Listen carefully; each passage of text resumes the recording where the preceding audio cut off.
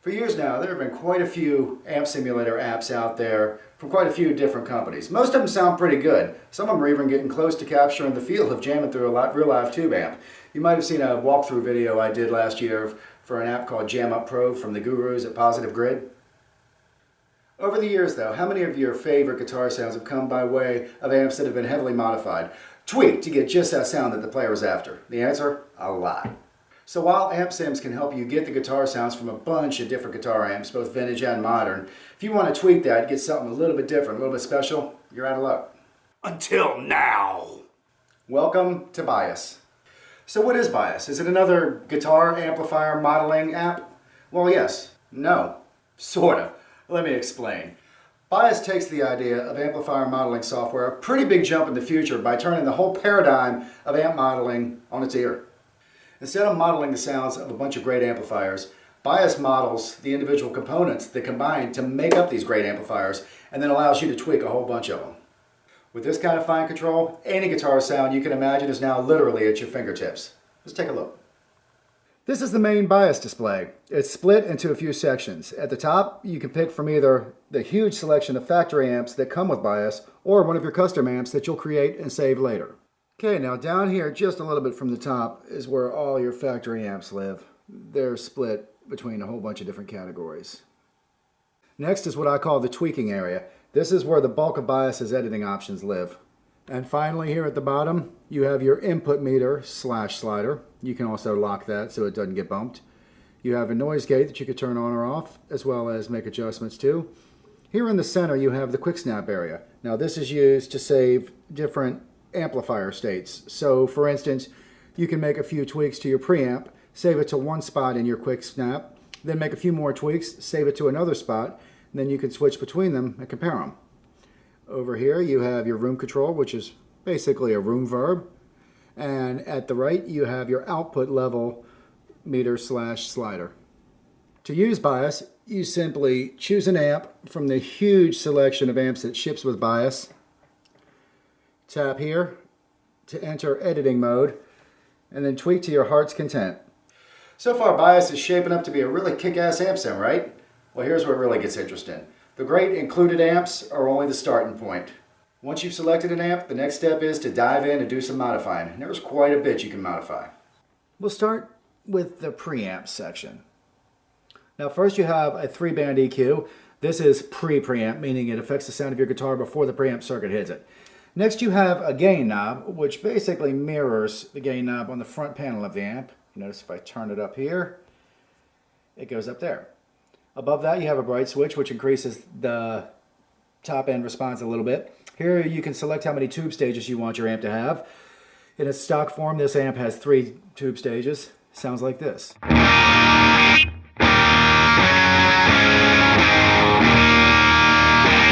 Let's see what it sounds like if we bring it up to 4 tube stages.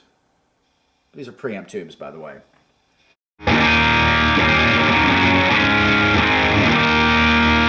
Notice that kind of fattens it up a little bit, adds a little bit of gain. And if we go up to 5,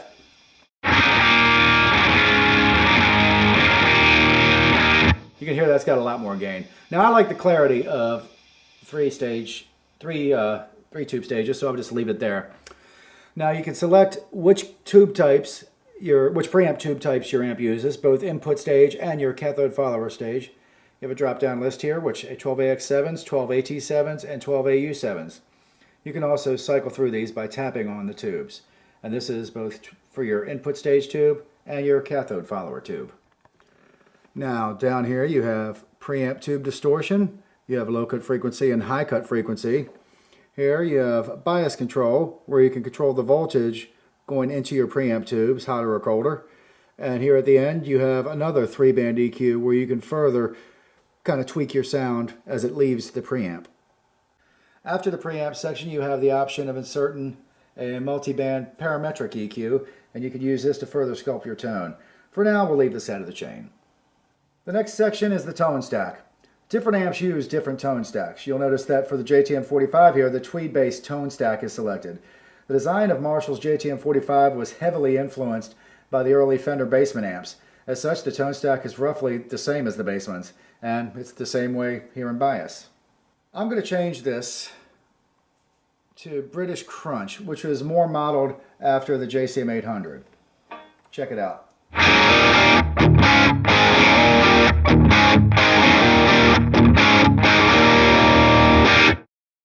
Here all that has a bit more bark, just sounds a little bit more aggressive, just as the JCM 800 sounds more aggressive. For the sound I'm looking for though, I think the Tweed bass stack is going to be a little bit better, so I'll switch that back. By the way, the tone knobs here also mirror the tone knobs on the front panel of the amp. They're provided here so you can get an idea of how they interact with the different tone stacks.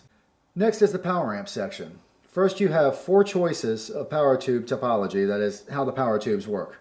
You have single-ended, split load, push-pull, and solid state, which approximates the tonal response of a solid state power amp. The master knob here once again mirrors that of the front panel of the amp. Next we have power tube distortion, splitter gain, and power gain. Above these controls you can summon a drop-down list here and select between 4 different tube types. You got 6L6GB, 6V6GT, EL34s, and EL84s. Once again, you can also cycle through these by just tapping on the tube graphics. Next, you have a bias control for the power tubes, and finally you have presence and resonate controls. The presence control again mirrors that of the front panel of the amp.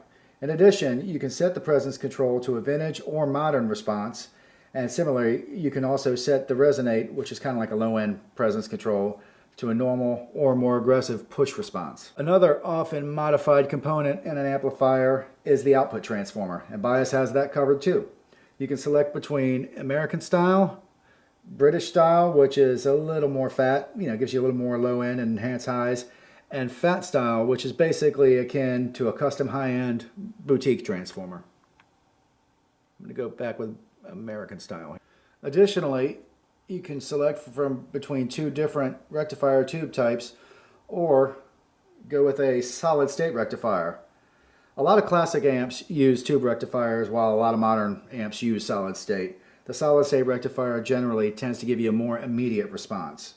Additionally, you have a compressor to further approximate the characteristics of a tube power amp. Finally, you have the cab section. Here you can choose from a large selection of speaker cabinets, and you got a bunch of them here. And also you got a couple different microphones, the SM57 as well as an AKG C414.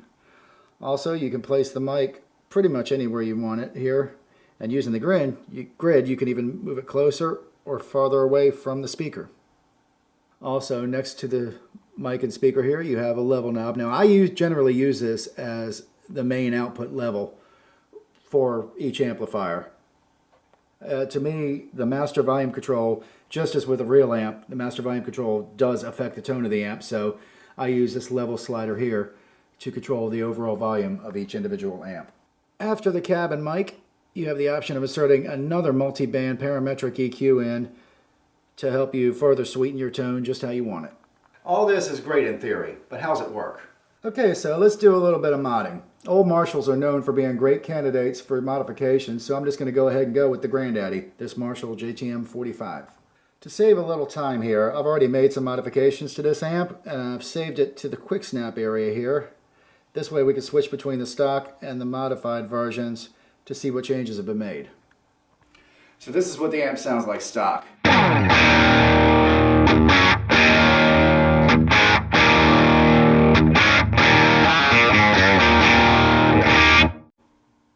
Now this is the same amp with just a few modifications.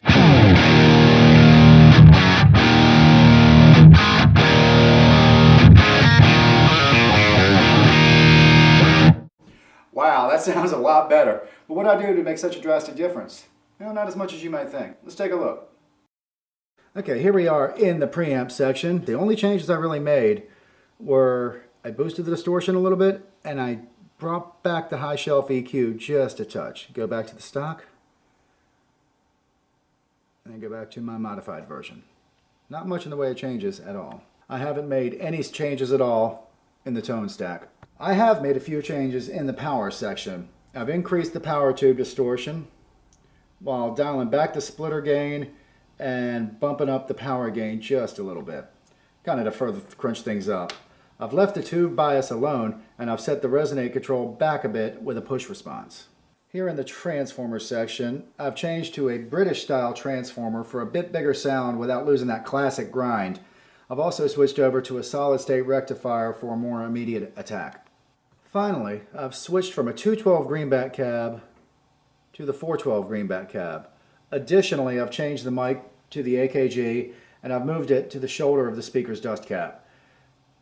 To the right of the speaker, you'll also notice I've dropped the level just a little bit so that this amp isn't louder than the other amps I have saved. So once again, this is the original J45.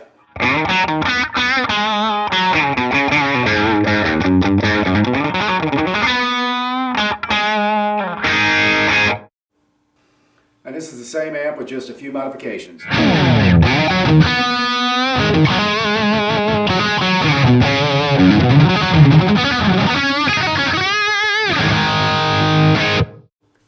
After you've done some tweaking, you tap here, you can save your amp. You can either save it as a new amp in the custom section, or you can overwrite the amp in the factory section.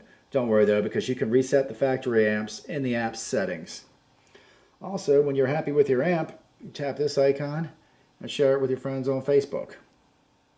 Now, one of the coolest capabilities of Bias is its integration with JamUp Pro. Once you have your new amp dialed in, simply touch the JamUp icon, JamUp will launch, and your brand new custom amp will be loaded right there into the signal chain. From there, you can just add or remove effects, or you can move the amp around in the signal chain. Basically, everything you can do with any of the amps in JamUp, you can now do with your custom amp. Not only that, but once you import your amp, it's available in JamUp's selection of amps for you to use whenever you'd like. So just as you can use one of its factory amps, your amp is right there. And if you find your amp's not quite perfect, simply tap the bias icon to shoot your amp right back into bias, where you can further tweak it, then send it back into JamUp. It's the ultimate in tonal flexibility. Check it out.